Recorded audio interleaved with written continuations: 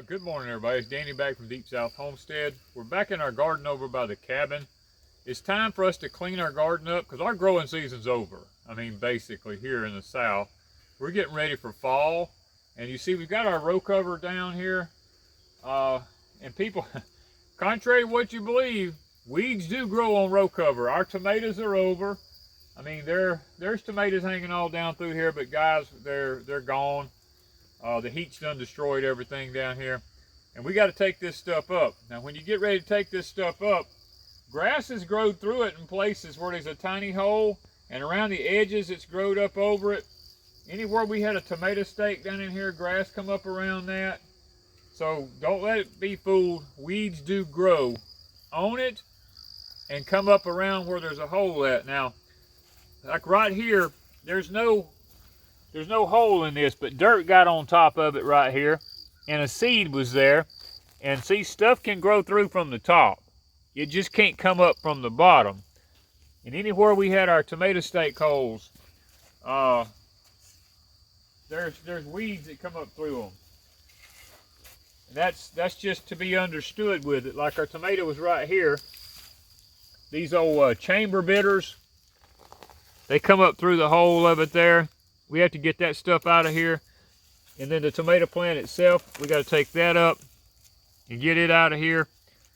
And then we'll come back and we'll take up our sticks. But guys, this is a seed that ended up being on top of this. There's no hole in the fabric here. Dirt got on top of it because of the heavy flooding rains we had, was washing dirt on top of it. And a seed got on it and it got started. And when that happens, you're really left with just a couple of choices as far as getting stuff out. I usually will just take a shovel because look, this stuff will root through the top of this. You can take a shovel and you just have to take your time and bump it. And when you do, you can pretty much get it. It'll come up, but now the roots will still grow through the fabric from the top. You just have to go through here and you got to take your time, you know. I mean, we're going to take all this up. Now this is our tomato fabric because it has holes every 2 feet apart down through here. We have them burnt in it. We'll roll this back up, take it to the barn, and we'll save it. Next year we'll reuse it. This is probably this will be year 3. This is our 3rd year to have this. Next year will be year 4. And it's still good fabric. So a lot of people ask the question, how long does it last? When we get it up, we'll get another year out of it. So I know 4 years. And so that shouldn't be a problem. And then right beside it here, guys, these are our sweet potatoes that the deer ate off. Now look at them now. They have all come back out. They're doing really good. I see the ground cracking under them. So that means we're making potatoes. Thank you, Billy, for your bone sauce from Permapastures Farms. That bone sauce has kept the deer out of here.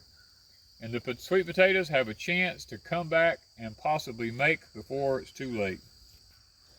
Okay, guys, our corn is just about ready to make here. It's done broke over and hanging down here. And got another one here. Another nice one right here hanging down. The season's almost over here. We'll probably take some of these out and go hang them in the greenhouses to be finished drying.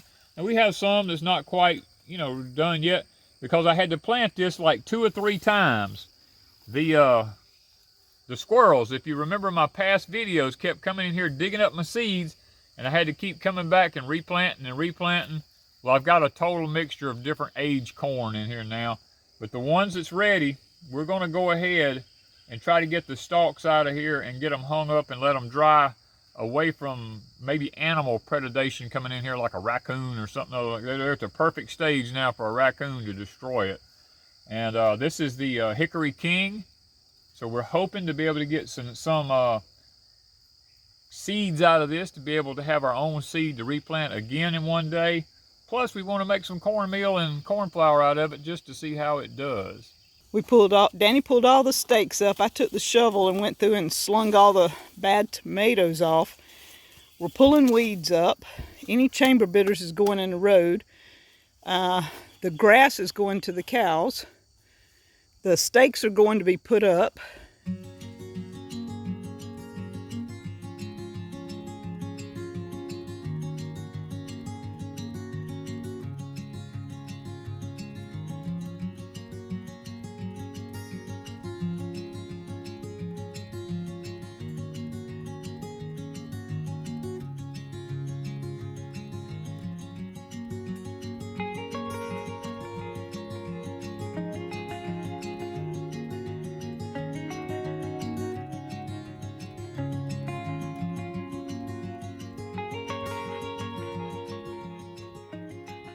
The zucchini is about done. The vine borers got them.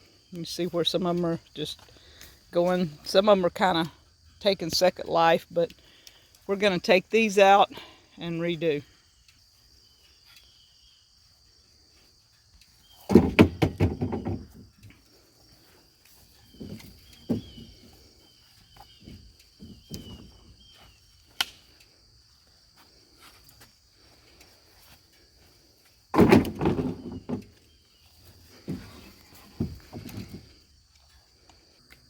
Well guys, less than an hour. We've cleaned up all this down through here.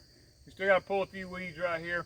The guys, the row cover, or ground cover shall I call it, is beneficial, because had we not had this down, this would look like this down through here. And we've got to get in here and get this tilled and get that grass all cut in and put it back into the soil so that it can be decomposing in the soil and making better soil. So we're going to get a little bit of work done right here on this edge, another 15 minutes maybe. Have a whole hour in the project. You just got to work at it. I mean, the sun hadn't come up yet. It ain't over the hill. We started right at daylight. This place is screaming hot whenever the sun comes up. So we try to get as much done as we can before the sun gets up on this particular hill, because this hill faces the eastern side like this. And if you're going to work, you got to work smarter, not harder, in this kind of conditions out here. Well guys, taking up the weeds, we noticed the potato rubber bugs. I call them the rubber bug stage. On these old stickery plants here. We've never had them on our property before. And here they are showing up this time of the year on these sticker weeds here. So we're getting these things out of here. We've got to get these out of here. We've never had them on our property, and we don't want them to get started.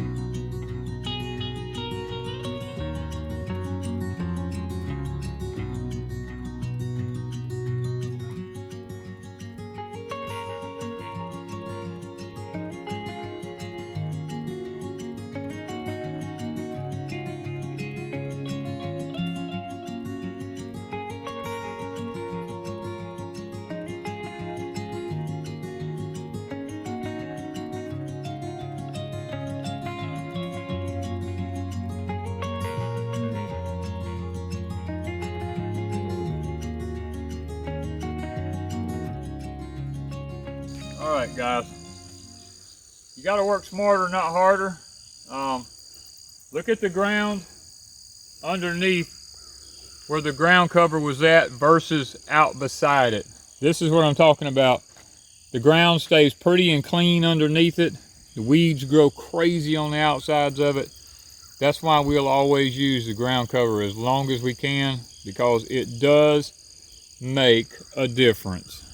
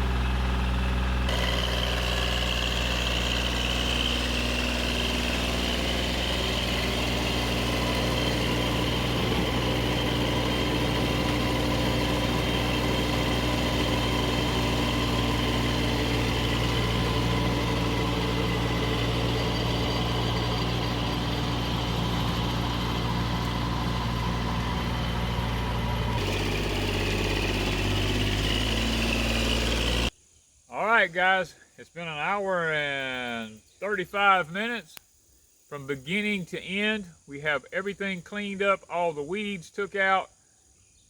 It's tilled now. We turned back in the grass back into the soil, so it will be decomposing down into the soil, making more organic matter. Next thing we're going to be doing is going through and checking our corn. Whatever is ready of it, we will get it and hang it up to finish drying. The rest we will leave out here to complete to dry, and we'll just gradually harvest it as we go along. So guys, it's a big project to look like to start with, but it's done and over in an hour and 35 minutes. It's not a big deal. You got the right equipment, you work smarter, you work not harder, guys.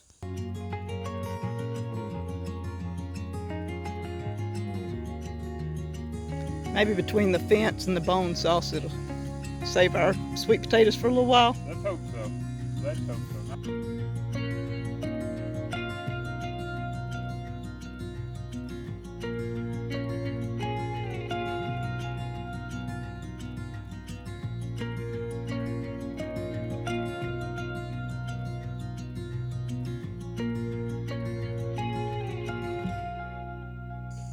Then we'll bring a piece of rebar back and we'll tie this over here like so. Well guys, it's late in the afternoon. Things have kind of cooled off a little bit. We decided to go over to the Hickory King corn that we had planted and take a look at it. And a lot of it, the ears had done broken, was hanging down. But we noticed the red birds and the squirrels and stuff like that are getting into it. They're just eating it on the stalk. So we decided to pull off some that was hanging down and starting the drying process and bring them over here. We shelled out or pulled the shucks back on some of them. Look at this, guys. Guys, look at some of this corn here. Some of it is almost 16 inches long. I mean, to give you a for instance, from my elbow to my wrist, look at that. It's almost 16 inches long. My wrist to elbow is 16 inches. That is a fine ear of corn. And I mean, look at them. They're not eat up with worms. They're just beautiful ears of corn. We're going to go ahead and shuck them back. Now, they weren't completely dry, but what we're going to do is we're going to shuck them back like this. And I'll probably tie the shucks up a little bit like this and just hang them down and let them dry. because we don't want to, we don't want to lose it all to the animals. We'd like to get some to make some cornmeal and some grits out of, and have seed for next year if we can manage to salvage some of it. So we're probably going to tie it up like this right here and let it dry.